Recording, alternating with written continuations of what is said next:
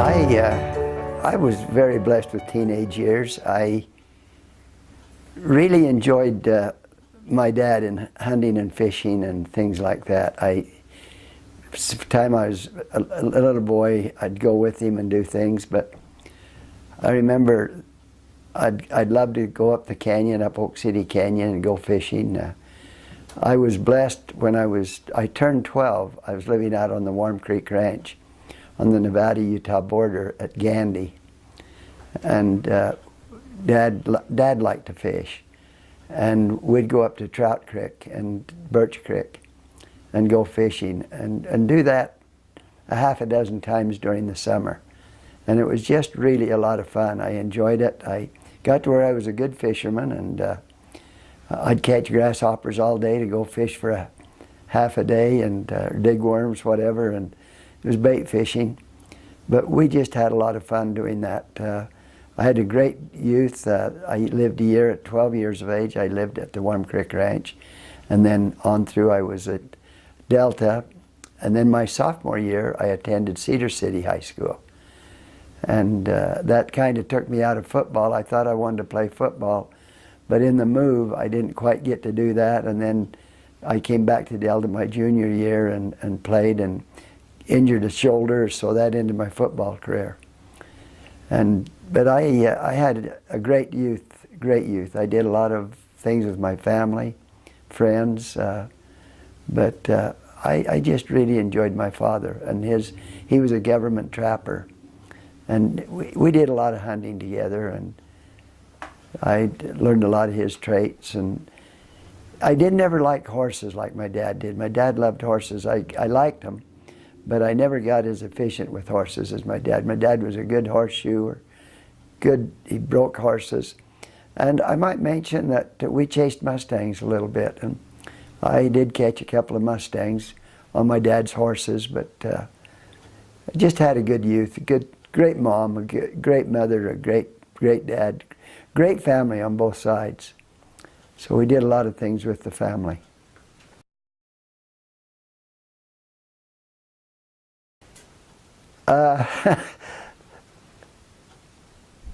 That's a good question, Matt. One of the things I remember about my mother and dad, my dad, early in my life, until I was about 14 years of age, my dad had a word of wisdom problem. He chewed Copenhagen, and once in a while he drank. He was a social drinker. I don't ever remember my father drinking at home, just sitting down and having a beer, unless somebody was there with him. My dad wasn't a drinker, to be a lone drinker. He social drank. But once in a while he'd go with his friends, and it wasn't a very good place to live, my house, for a little while after that. My Grandma Madge got pretty feisty. She was like a little banny hen. She just about to gather us up a time or two and take off with the kids and go somewhere else when Dad would go drinking. And but that's the one thing I remember is that. But I remember the love that was in my home. Even though my father had a word of wisdom problem, we always had prayer. Always had prayer. Never do I remember not having prayer in my home. Blessing on the food, never did we ever eat without that. And we had family prayer a lot of times. But I remember those things, and I remember I thought, I don't want to drink because I don't want my family to be this problem, with the drinking and cause these kind of fights. And because I've heard them fight, and it bothered me. I'm a person that doesn't like contention. I'm a lover, not a fighter. But yeah, I had a great family. I really did. And a statement my father made a couple of times in my life, but that really stayed with me. He says, Abe, he called me Abe. He says, you got to make the world a little better than it is when you got here. I want you to be better than I am. And I want your kids to be better than you. And Matt, I've seen that. I really think I've seen that with my if that's the goal of my father, I really think maybe I don't feel like better than my father. I don't think anyone could be better than my dad. But I've seen my kids are better than I am, and I think you, my grandkids, are better than my kids. So I'm anxious to see that other generation come along and see where we go, to see if we're not even getting better and better. And I think the gospel does this. I remember the last elk hunt I went on with my dad. I was about 14 when Dad quit chewing and quit drinking. I never saw him ever take a chew or a drink after that. But and when he was trying to quit his chewing, it was not real nice to be around the house. I just assumed he was out on the desert someplace, because he got pretty cantankerous and a little ornery at times, and I remember he cussed me a time or two when I didn't think I needed cussing, and probably I did really, but he just it was hard. It was really hard. I remember we were in Cedar City, and I might mention why he quit. There was a cousin of mine named Doral Vance, was my dad's sister's son, that had always, every summer, would come up from Los Angeles, California, and stay with us. He stayed with our family for years until he was a senior in high school.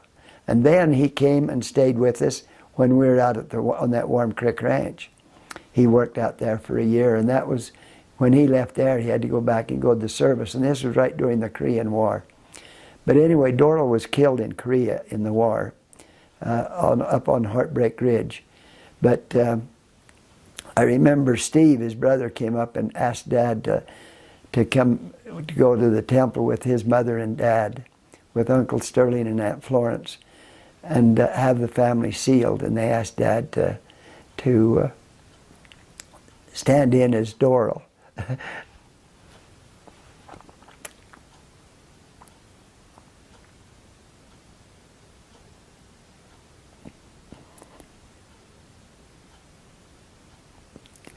That brings back a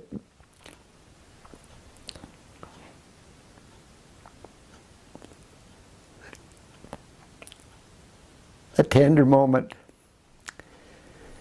because I remember Steve saying, "Your sister asked me to ask you this question."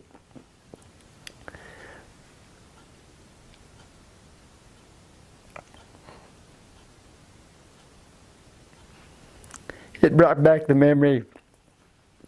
My mother and Dad were sitting there holding hands, and when Steve asked that question, I saw my dad's head go down, and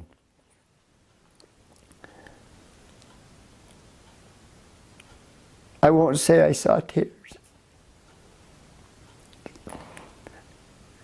but I saw something that I longed for, and that's to see the love that I saw between my mother and my father. I saw the real love that my dad had for my mother.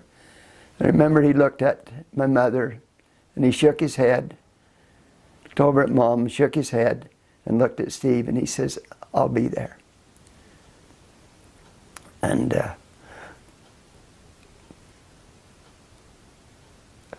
that was the turning time of my father.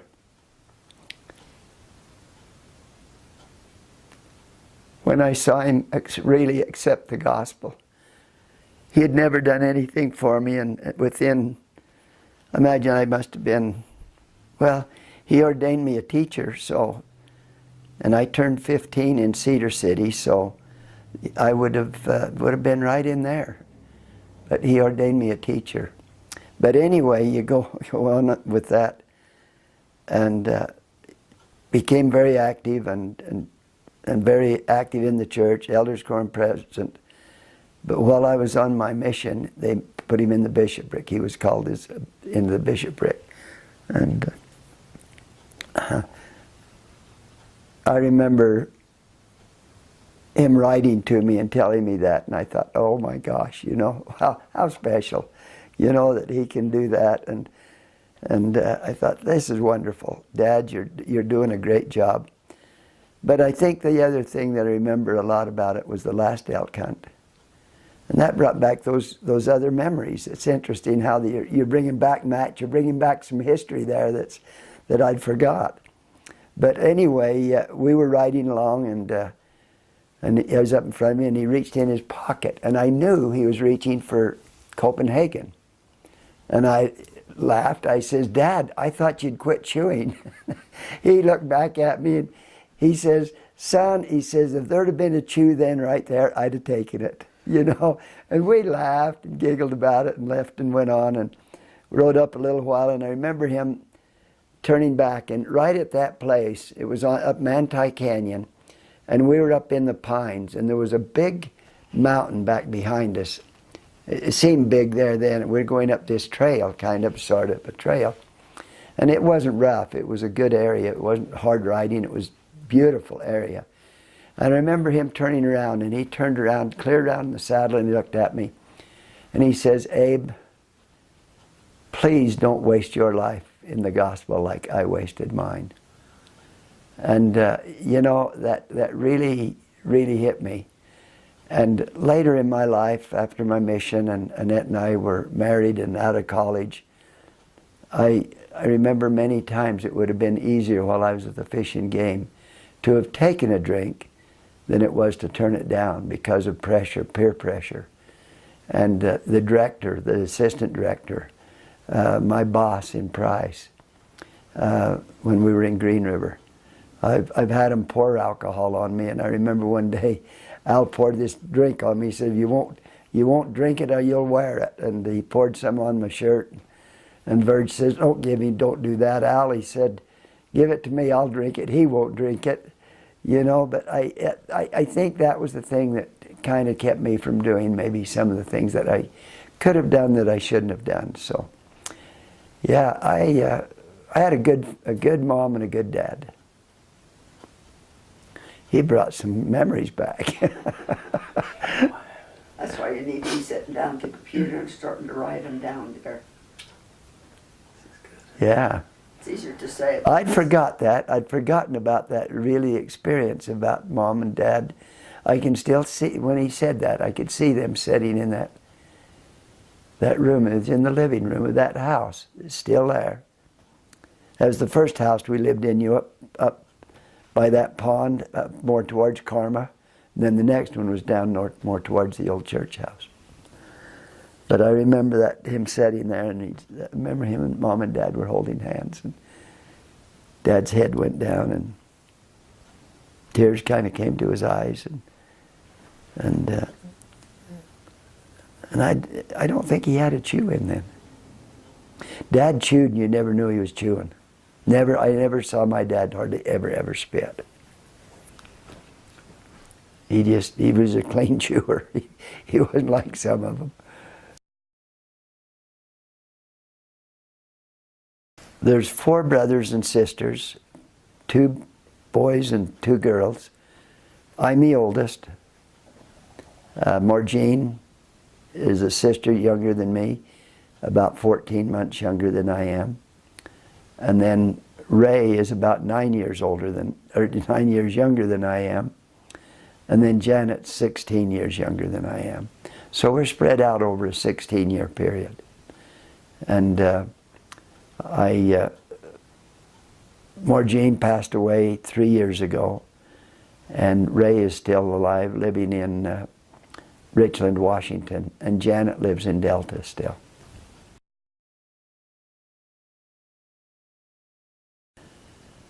He took me with him as a little boy. I think probably what it was. I remember one day he picked me up and set me over in the back of the truck, and there was a dead coyote in the back. And I remember he set me on top of that coyote, and it kind of went, whew, and I kind of had a fear of coyotes for a while after that, you know. But I remember going hunting with my dad. I remember one time they were going hunting out north, and he wasn't going to let me go with him. And oh, I was feeling pretty bad. And I remember I was standing out in front of the house, and there where we lived, where my cousin Doug lives, right there at the side of where Janet lives now.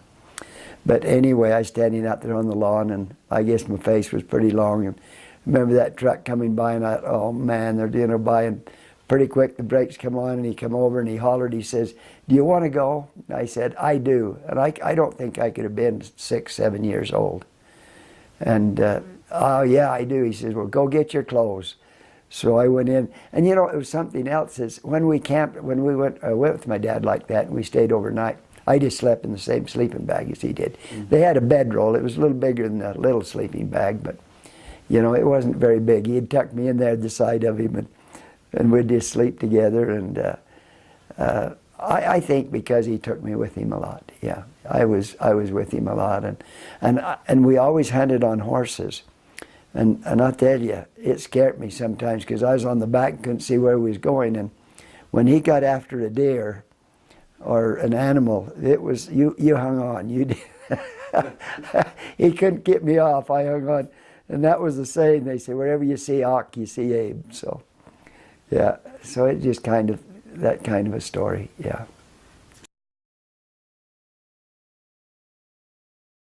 Name come from? Austin Bevan was my dad's name.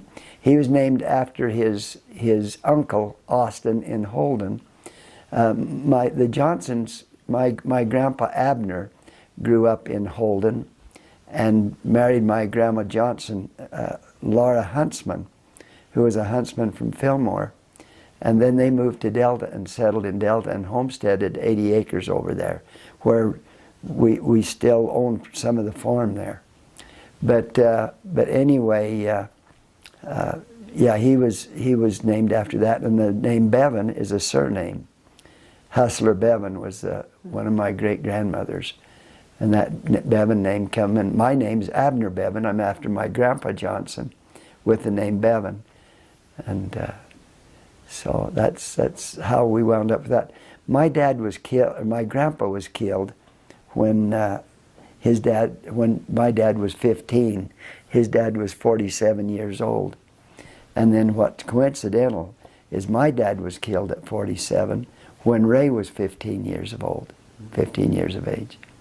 So they were both killed at the same age, very young.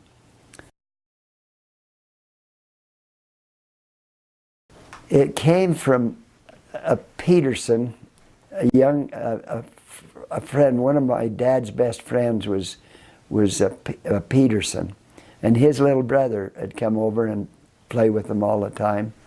And he couldn't say Austin, and he'd say Ock, and that's how that name came.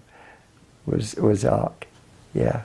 And something interesting about that also is April's little boy, Bevan's second girl's little boy. They named him Emerson Austin, and they're calling him Ock.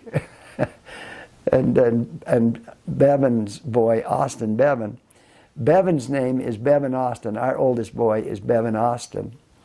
And I wanted to name him Austin Bevan, but Grandma Annette wouldn't let me. She says, no, we're going to name him Bevan Austin, which was good. Grandma Johnson, Annette, was pregnant with Bevan when Dad was killed. So it was just, Bevan came along perfect. And then Bevan named his first son Austin Bevan. So we've got the name back, the same name. And some people called, I didn't know this until the other day, but some of the kids called him Ock. Mm. So the name Ock's still on the record. Yeah, a lot of people never knew my dad was by Austin. It was Ock.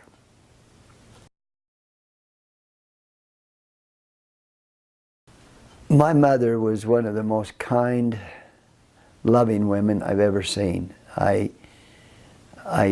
Whenever we needed her, she was there. It didn't matter what it was. She had premonitions, you know, that were true. I mean, she just had that talent, or that blessing, that gift. I think it's more of a gift than anything. And but she came from a religious family, the Hayborn family. She was a Hayborn. And they came from Australia to Cedar City. They joined the church in Australia, and then moved into the Cedar City area. And then they came to Millard County when McCormick was being settled. They dug a highline canal, what they call a highline canal, which starts over in Leamington Canyon, comes clear across the banks, clear across, and ends up down in Flowell. And they a lot of water rights, and that canal carried water. And Grandpa Hayburn had a farm there in McCormick, and they were one of the original settlers. Was there, and Grandpa Hayburn served a mission, but very good family. There, Grandma Hayburn, if you've ever seen the Beverly Hillbillies, my mother's mother, Grandma Hayburn, was I think the granny in that TV series of Beverly Hillbillies. That was her to exact. I mean, she acted like her. She just the same size. She was a feisty little gal, and I think my mother got her feistiness from her grandma, from her mother. But my mother was very caring, and her family was the most important thing she had. She loved my father greatly. She, you know, he was a good-looking man, and she was a very good-looking, very pretty lady. She was a beautiful lady.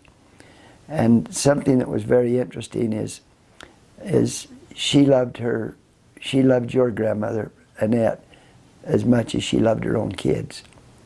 She just, your Grandma Annette kind of got to be the queen bee around there. I took second place to her, Matt. Yeah, you can see why. She's a sweetheart, and yeah, my mother was so nice, and it would. And another thing, I'd like to go to my mother, not my dad, to get things, because I could get more out of my mother than I could my dad. It was easier to get the car from Mom than it was to get permission from Dad. And he questioned me a little bit more than Mom did, but she was I never ever doubted that love. Never ever doubted that love.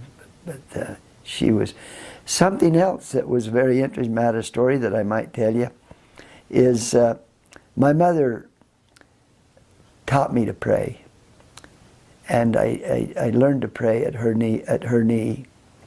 But I think it was no, it wasn't. It was my mother and Dad's. They both taught us to pray. They both taught us to pray.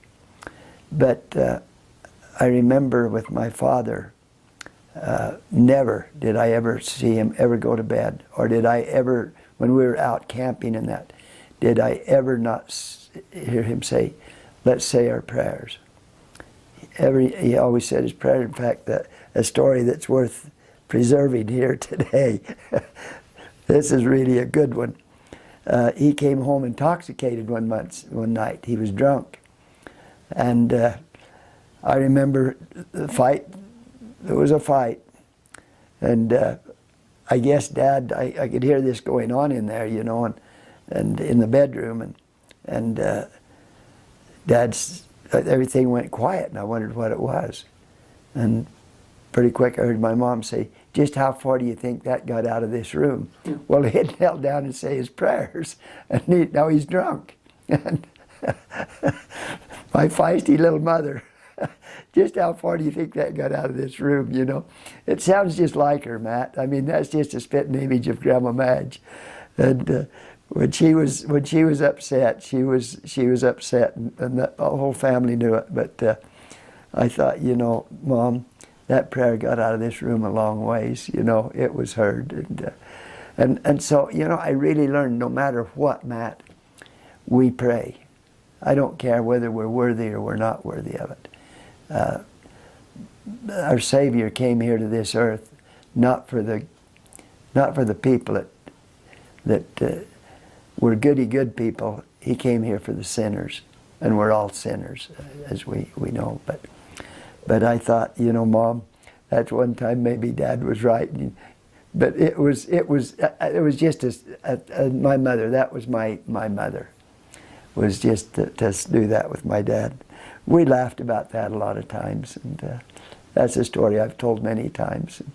But never once, Matt, did I ever, even when we were out camping and out hunting deer, when my dad was maybe intoxicated or been drinking, did we not, when we went to bed, even after we'd always slept, close to each other on the ground, why, he'd say, hey, let's say our prayers. And Mom, we didn't, if we started to eat before the prayer was said, it was like Grandma Annette.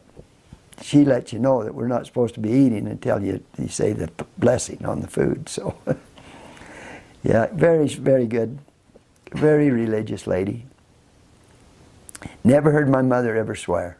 Never heard my mother ever say the hell word or anything. Never once. My dad, that was different.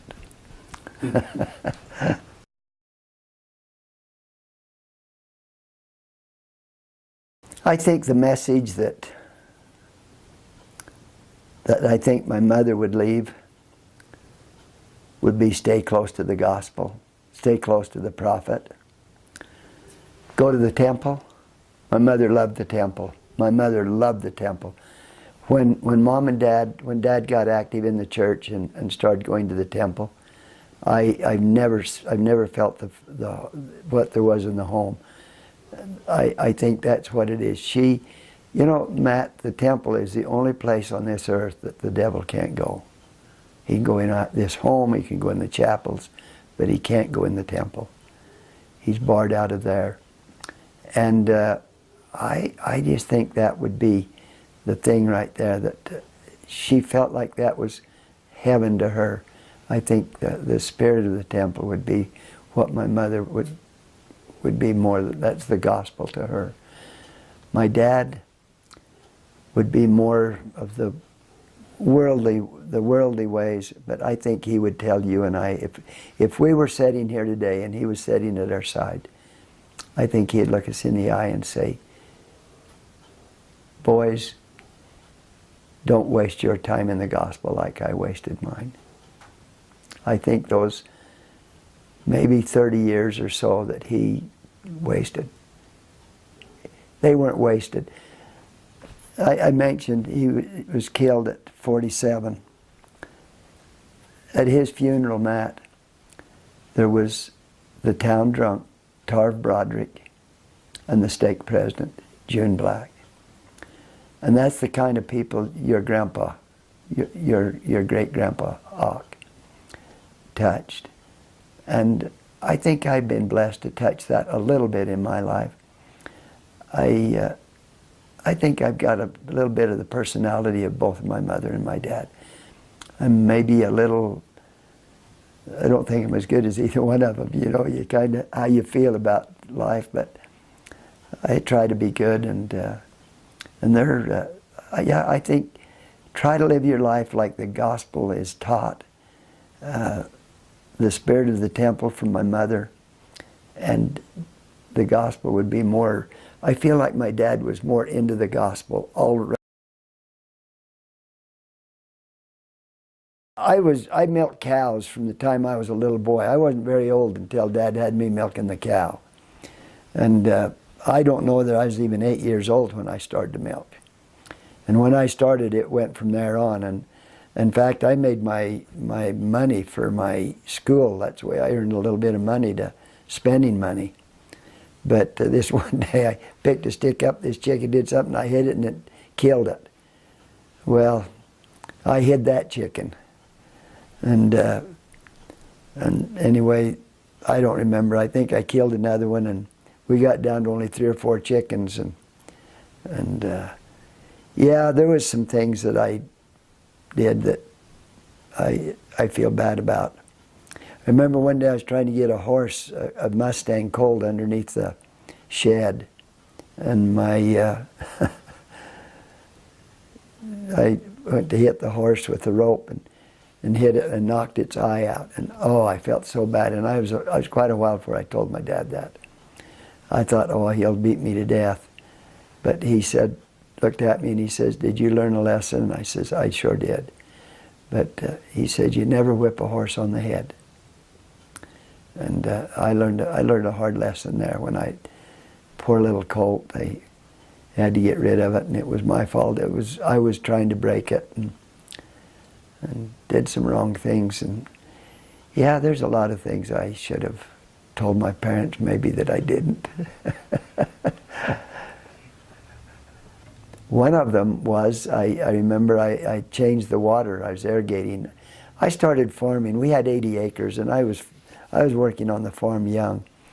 And I was probably in my teenage years, early teenage years, and I went out and changed the water and went down and went to sleep. And it was warm, and I sat down on the ditch and went to sleep and slept longer than I should have done, I guess. But I filled the borrow pit of the highway full of water. And I lied to my dad about that, and I got a spanking over that one. So he knew what had happened. He didn't know how it had happened, but I laid down and slept. And just on the ditch bank, I was tired.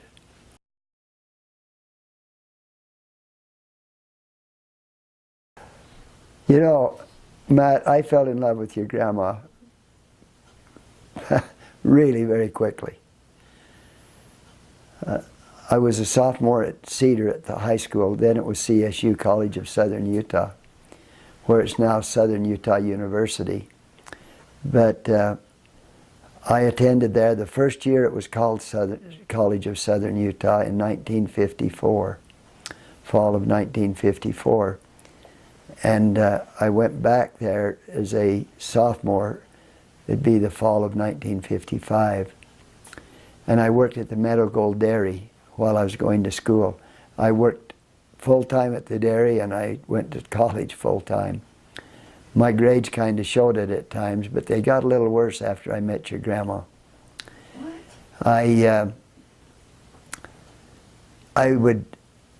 I went back to school. Then we started school probably about the 20th of September. It'd be towards the end of September.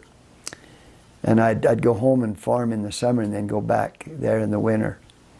Well, anyway, I got home, and Leo Prestwich and I were living in the boys' dorms together, and we had 4 of us that were supposed to have lived in this apartment. But at that time, there was only 3 of us stayed there in that apartment.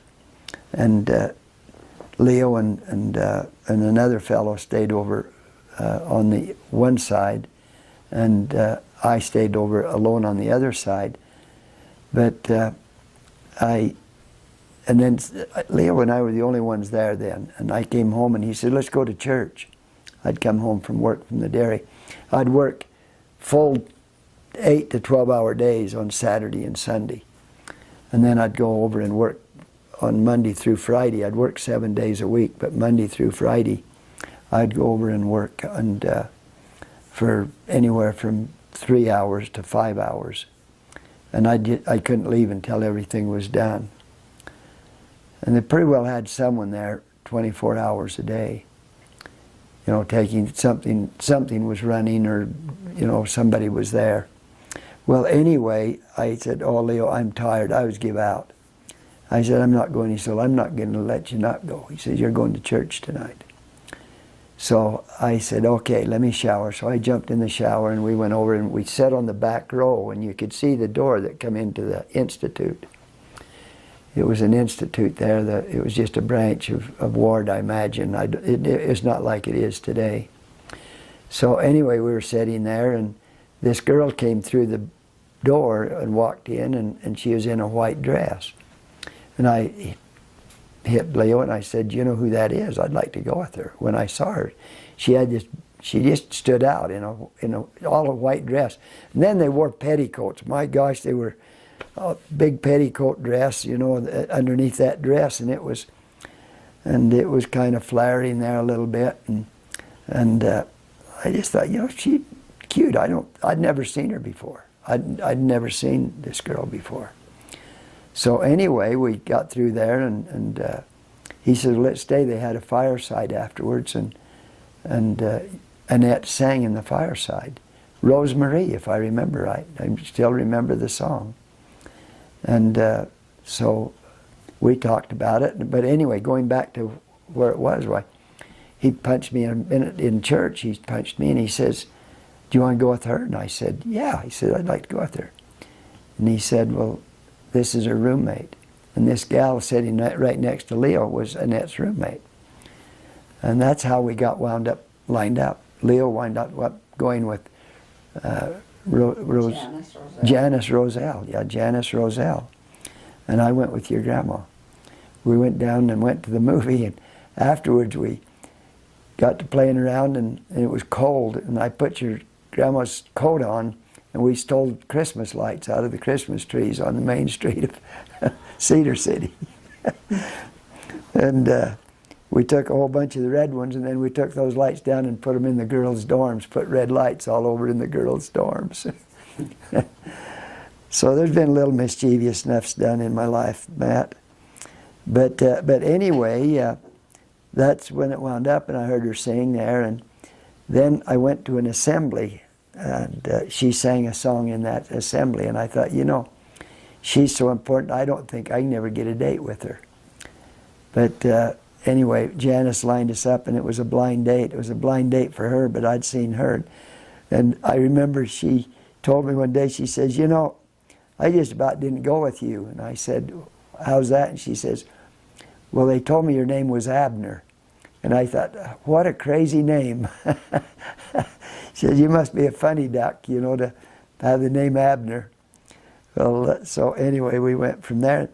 And, you know, that's interesting. I've very seldom been called Abner. Whenever they called me Abner, I was in trouble. My mom or dad called it Abner. I came right quick to attention because I knew I was in trouble. It was always A.B. or Abe. Dad always called me Abe, and my mother usually called me A.B. Just the A, B after the Abner Bevan.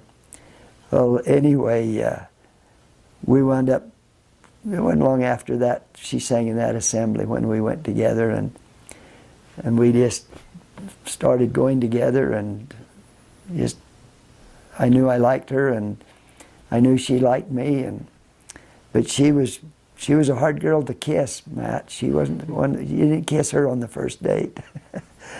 But it's been such a neat experience because we met in the gospel, and we've just stayed in the gospel, and she stayed. In fact, I had talked to me about a mission, but I'd never really overly considered a mission. I was going to go on to college and become a government trapper or something like my dad, and which I did go to college, and we finished college. Then I worked with the fishing game for 10 years. And I'll tell you that story a little bit later. But I fell in love with your grandma very quickly. I knew I loved her, and I knew that I could spend the rest of my life with her.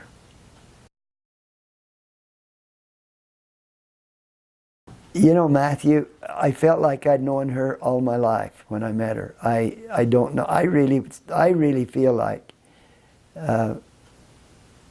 we may have known each other before this life. I really do. I wonder, because, you know, we come from totally different backgrounds.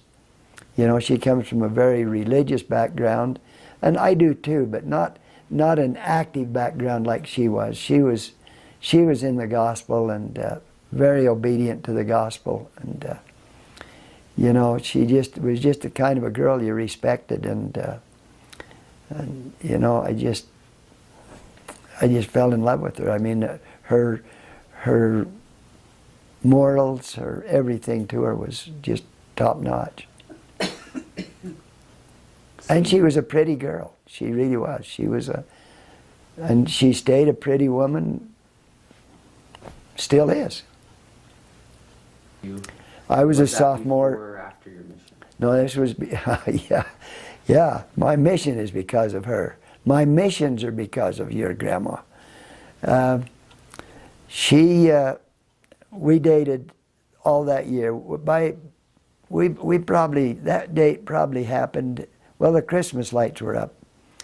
So it would have had to have happened around Thanksgiving time, in that time of the year, in '55. And that that would be fall quarter.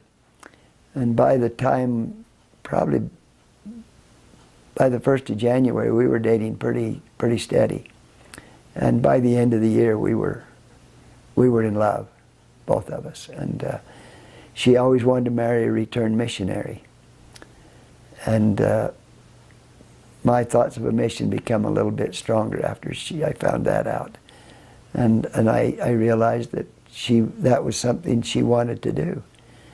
And that summer, between my freshman and junior year of school,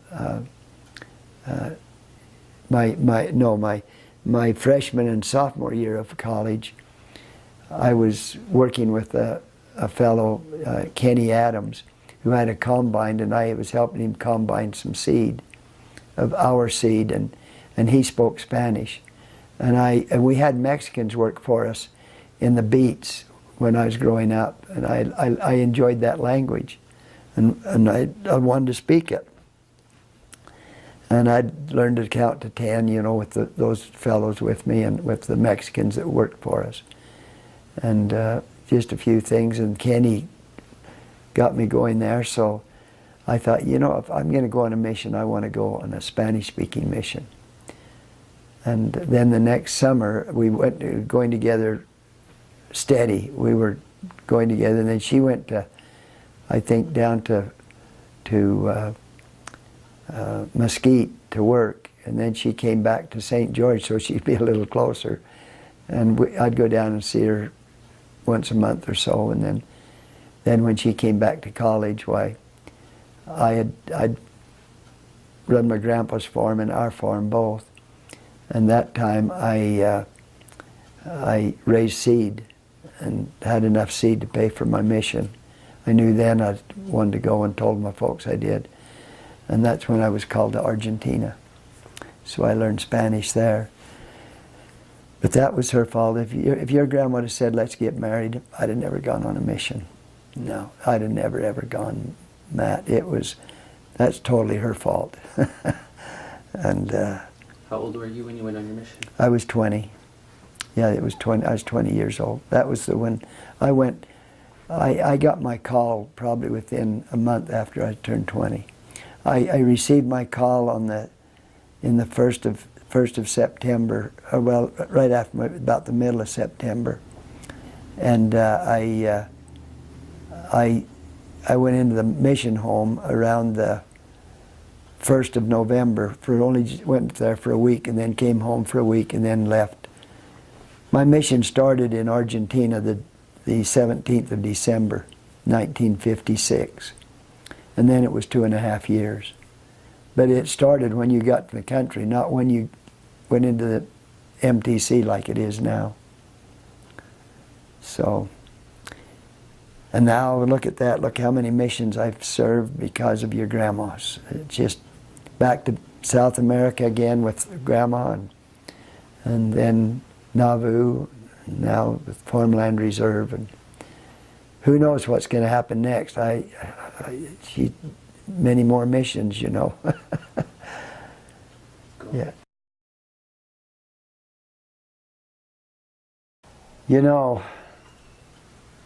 She's an amazing person, Matt. The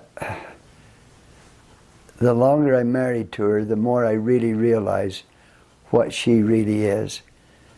She is the most unselfish person I've ever met. As I see where our children have married, where our grandchildren are marrying, and I look at our marriage, she is so unselfish. She is totally dedicated to me. I almost feel guilty sometimes, Matthew, how special. She has always been very supportive of what we've done. But what's interesting, some of the bad moves that we've made, investments and things like this in businesses and stuff, she's gone along with me, but she's sometimes said, I don't think we should do this. And when I felt like we should, and they failed every time. But she is someone that puts you way ahead of herself. She's always been that way.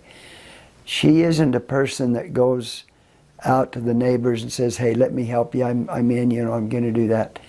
You kind of have to invite her in. But she's a very Christ-like woman. I would say if I died today, I don't know whether heaven's going to be much different than this. I mean, I've had heaven on earth. We've never had a fight, Matt. We've disagreed. And maybe I've probably been angry much more than she has. Our temperament is interesting. She angers very slowly, and I anger very easily. And by the time she gets angry, I'm not angry anymore, and I get over it. She kind of hangs on a little longer than I do, but very seldom you ever see her ever get angry. She's a person that will do anything for you. You know, I don't think she's quite as giving as I am, which is good. On our mission in Paraguay, we were welfare humanitarian, and I remember one day we'd gone down and we had a little Toyota pickup, 4-door Toyota pickup, a small one, diesel, and I had that thing loaded with food. I mean, potatoes, manioca, rice, just all kinds of things, macaroni, and no meat. It was just all basically, you know, just things that could sustain life. And I'd done this 3 or 4 times. And she looked at me and she said, you know, Abe, she called me Abe, and she says, I don't think we're doing the right thing here. I think we're doing the wrong thing, what we're doing. I don't think we're teaching these people what we should be teaching them. And you know, she's canned for all of her kids, and helped them, you know. I will say this about her. My family, on my side of the family, they'll stick up for her before they will for me.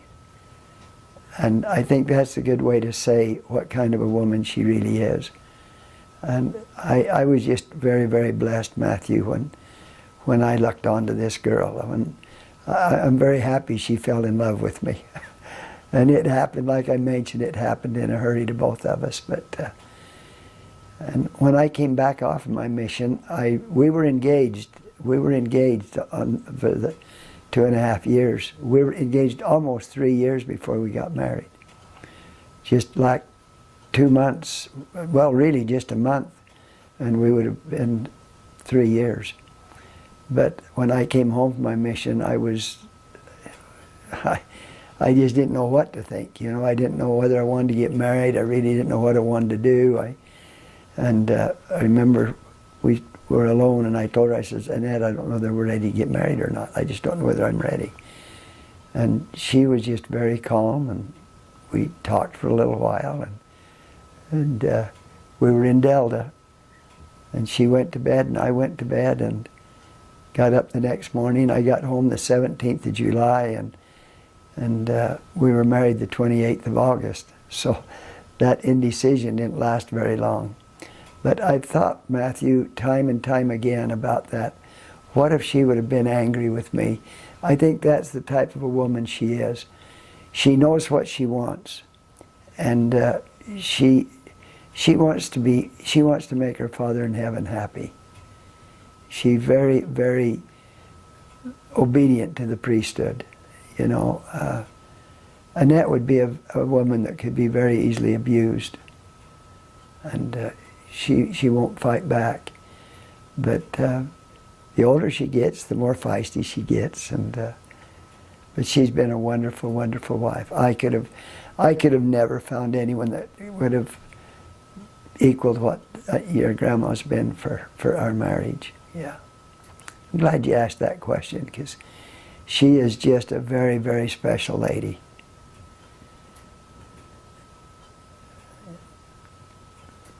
And very strong. And you know, something else, she's so level. She doesn't have the emotions up and down. She's just really level that way. She doesn't have depressions up and down. She just stays pretty well the same. And you really don't notice it when she's not having a real good day. She's a workaholic. She really is. And she keeps a very nice home. Not just on the appearance, but in depth. She does her deep cleaning several times a year. And a few things she'll let go now, but she's always kept us a very nice home. Well, you know, the carpet in here, we raised 4 children in this house, and this is the second carpet that's been in this home. And we've been here almost 45 years.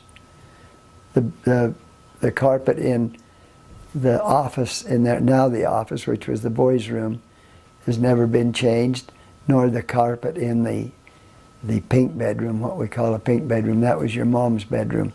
That carpet's the same. It's been there 45 years, and it looks practically new. But she does. She loves her home, and it shows.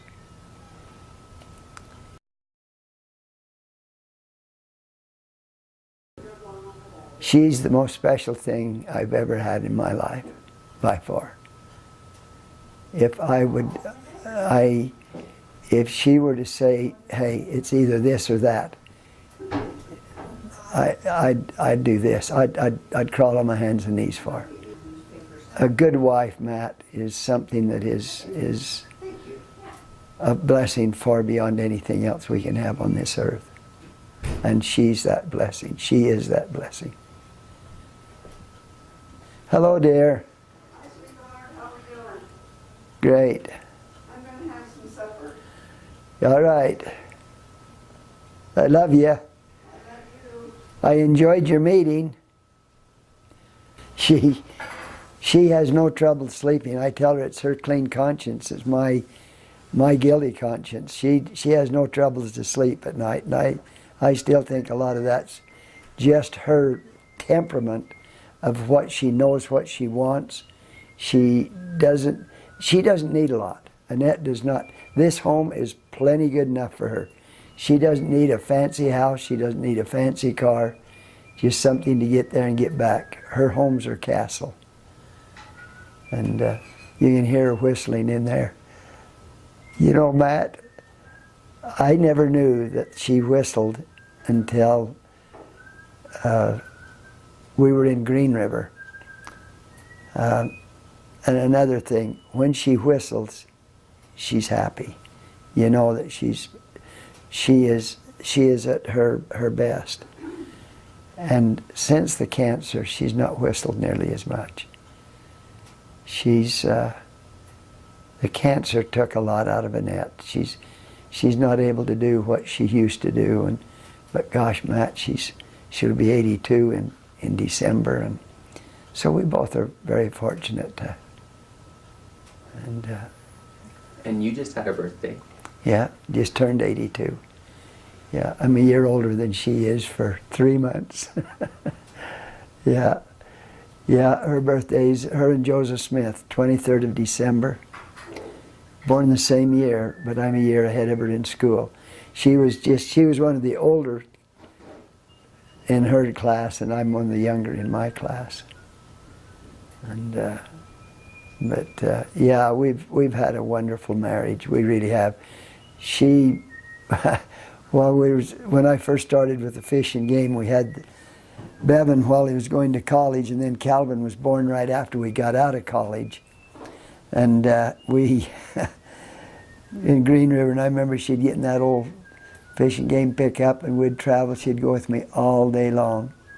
She'd hold Calvin on her lap, and Bevan had sat in the middle of us, and he'd go to sleep. He'd put his head over on me or on his mom, and And we drove hundreds of miles with those two kids like that.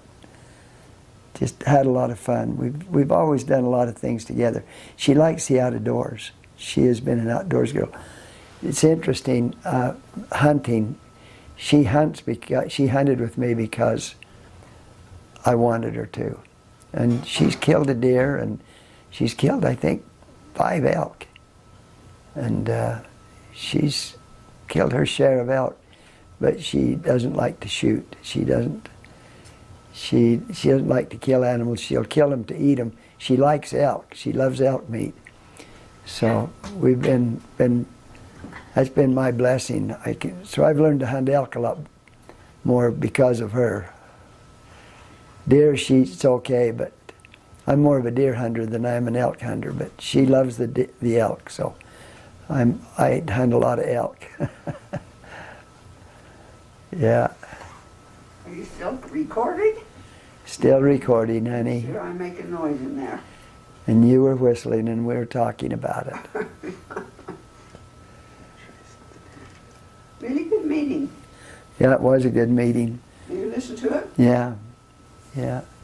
And I'm glad you went, honey. I'm glad you went down there. You needed to. Well, when he said he's given us a challenge for 10 days, and I said, Oh, that's what it was. That was I the don't other. have to worry about it. No, I thought you've not got any worry. No. But you might have trouble reading the Book of Mormon by the end of the year. You better get out of your novels and start reading the Book of Mormon. You know, Cabby Kid. Yeah. I better get off the computer. Probably the love of family. The love would be one of those events. And the love that I felt for my family, my parents, and right on through with the family, brothers and sisters, then to falling in love with Grandma would be another one. Probably one of the things that shaped my life as much as anything was that I found out that I had a total switch on was when I all at once began speaking Spanish. I think my mission would be one of the main things that really, I don't know that I ever learned to speak Spanish. I think it was a gift that was given to me. And I just kind of woke up with it. I remember suffering, crying and pleading how to learn it. And I thought, I'm going to have to go home. I'm not going to be able to learn this. And then missions were 2.5 years. And I'd say I'd been there about 6 months when this really, I was just really struggling. And all at once, I woke up one morning and started speaking it. I had to learn a lot more, but it all at once, and I could feel a switch in my brain.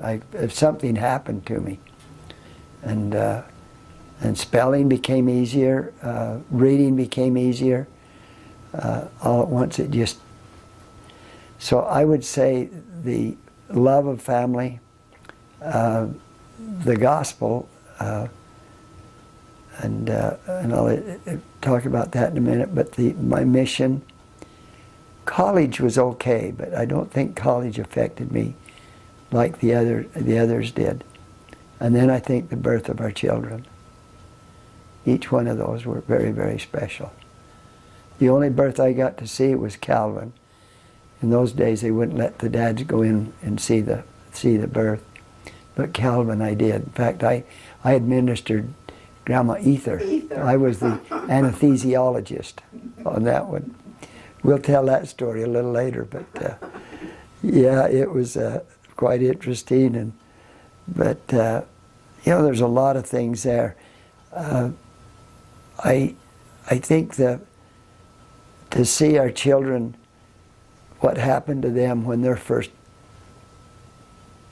child was born, your mother, your dad, you, that was a special experience for me. There's some very special things there. The bonding, different individuals, and probably my very worst. Two of my very worst things is my impatience. I'm very impatient. I want things to happen right now. I don't want them to. Grandma, she can wait, but I can't. And that's why I think one reason our marriage is very good, Matt, is because Grandma angers very slowly, and I anger, I'd say, very quickly. I'm rapidly upset, but I get over it, and most generally I get over it pretty easy. But I think that's one reason our marriage has been good. Another thing I feel like I'm very easy is to forgive and forget. I've learned that over the years. I try to never hold grudges. And if I do hold grudges, I realize what I'm doing and I get rid of them and try to get them in the past and behind me, and then I can go on with life. But a grudge, it's not worth it. No, and trust. I've always trusted people, but your grandma, the trust that I feel for her is, I trust her with anybody, anything, whatever. And I feel she has that same trust for me. And you know, if I were ever to do anything to destroy that trust, that would be devastating to me. So there's a lot of things I've talked about there. I think probably the gospel, if I had to do 1, 2, 3, the gospel, that's love and these other things. My mission would be a second one. My marriage and the children. And then it's been kind of neat, just Grandma and Grandpa alone. I've enjoyed this. Now we're getting older with more ailments. It's not as fun now as it was, but you know, we've had a good life. Grandma's gone with me, and the mission to Paraguay was fun. The mission to Nauvoo was great. I mean, walking where the prophet walked, I enjoyed that one so much. And then the 8 years we spent with Farmland Reserve has been a fun mission, doing things and watching, being second fiddle to your grandma. When we're with the attorneys and all of the main people in Farmland Reserve, it's Grandma she's the expert, not Grandpa. And you feel that emotion, that how much they respect Annette, and I think I love that. I love seeing her shine where Paraguay she didn't. She did in Nauvoo too. She did, you know, there they loved her there. But she's loved wherever, in the temple, the Manti Temple. It's fun to see her grow over there. They made her a coordinator, 2 or 3 months after we were there, she was assistant coordinator. And within a year, she was the coordinator. And it just, I love to see Grandma succeed. I'll push her above me. If I've got any successes, it's your grandma that's helped me be there.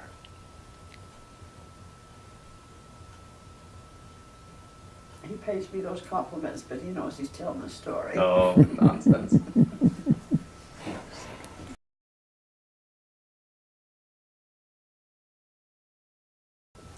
I think that's an easy one.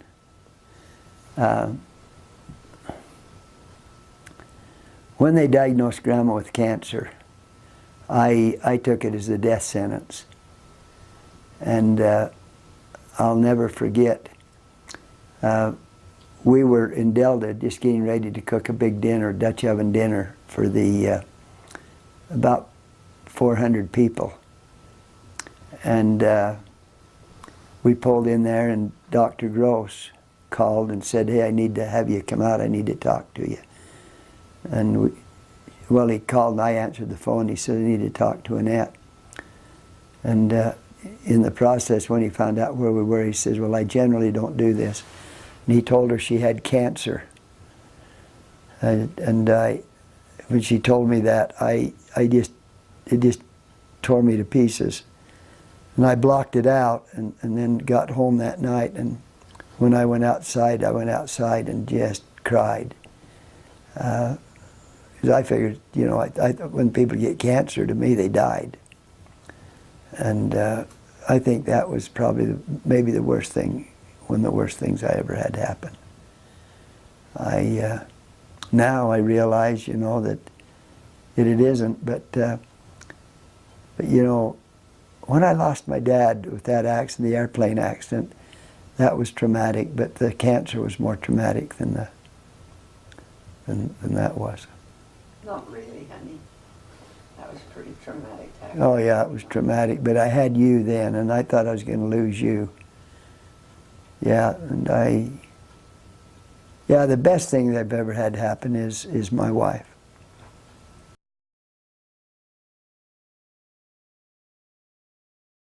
I had a great childhood. As I look back on it, I was born in Delta, and I was very close to both sides of the family.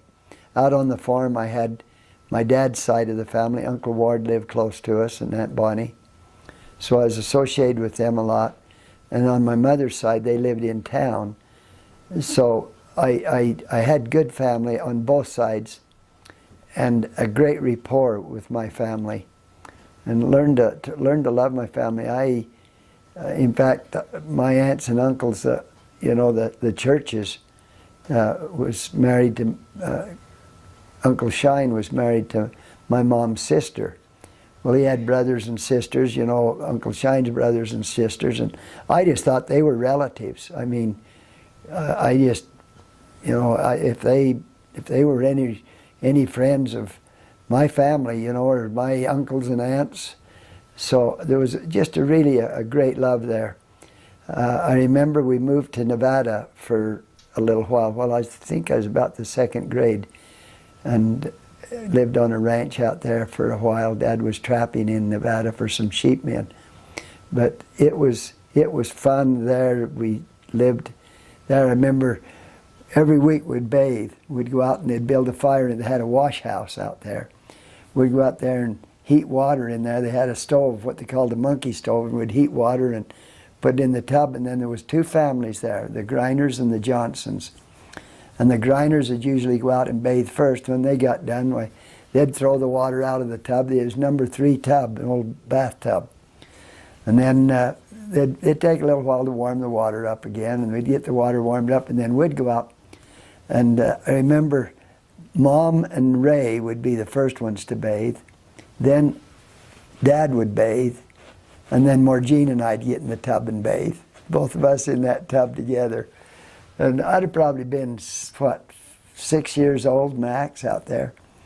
And that was fun. I remember the wash, you know, I didn't want to bathe then. I didn't think you need to bathe. And that was a fun time out there. And then Gandy Ranch was fun. I turned 12 at Gandy on the Warm Creek Ranch. And that was a fun place. And I hunted year-round. If I wasn't working, I had a gun in my hand and I was hunting rabbits or something, or riding horses, and we just had a lot of fun. They had cowboys there and workers, and Dad ran the cattle, and I'd go down with Dad and rope a calf once in a while, and just a good thing. That was my first experiences with rattlesnakes, was out in there, and we had quite a few rattlesnakes, and a lot of water snakes, those little water snakes. But that was good, and then 3 other classes. So there was 2 classes that just had one in that grade. Just one teacher was all. And it was fun. It was enjoyable. I went through that too. The what? I did that too. Yeah. Went up to Virgin with a lady that was living with my grandmother, and she taught up there, and we went up there and went to school with her for a while. Oh, interesting, yeah. But anyway, and then I went to Cedar a year to high school, and my sophomore year of high school, and it was we just really had a good time. Good family, and I learned to hunt and fish, and I liked it, and I did a lot of it. I remember I'd take an old 2-ton truck and drive it up Oak City Canyon, and go catch those little fish up there, 8, 10 inches long. You'd thought I was catching 10-pounders. I just had a lot of fun doing it. And I'd go down to the river and fish the river and the reservoir and the canals. And we had a lot of fun down there. A lot of good times. Yeah, good childhood. Working childhood. I learned to work there. And I like to work, and I still like to work. I don't like to watch a lot of television, but I don't overly like to read a lot. I do a little bit, but not a lot.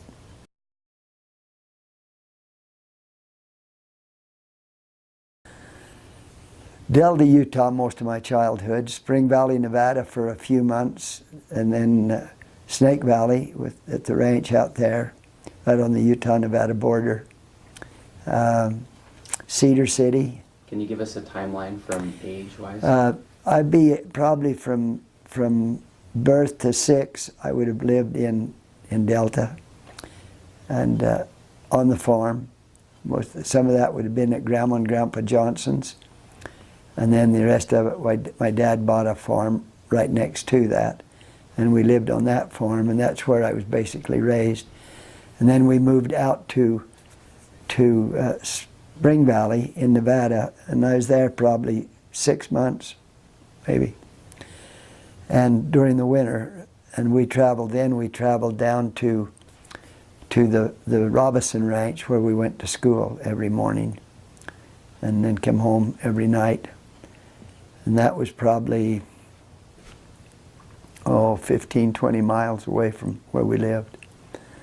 And then I came back to Delta, and then when we were 11, we moved out on the Warm Creek Ranch, and we were there 2 summers.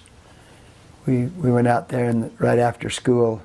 It'd be my 5th grade, right after school, the 5th grade, went out there, and then we came back just before school started on my 7th grade.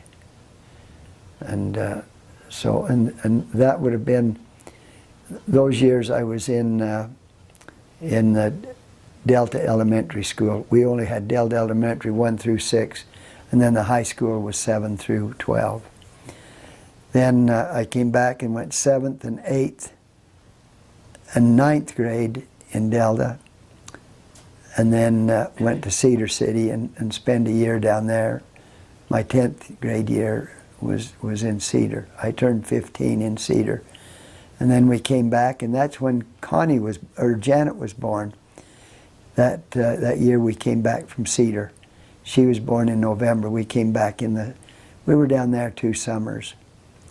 And then they moved my dad back to Delta again.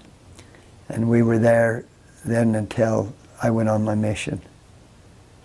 And we had a farm, we had an 8-acre farm, and my grandpa had a 80-acre farm in McCormick, and we ran both of those farms. So we were back and forth with them, and I'd drive the tractor from Delta to McCormick and back. It'd take me 3 hours to drive a tractor from McCormick into Delta. So. And it's what, 20 miles? Probably 15 or so, yeah. Yeah, I remember it took me 3 hours. I had a good relationship with my sister Margene, and I were close enough that a lot of times we'd go to the dances together, and just we enjoyed each other.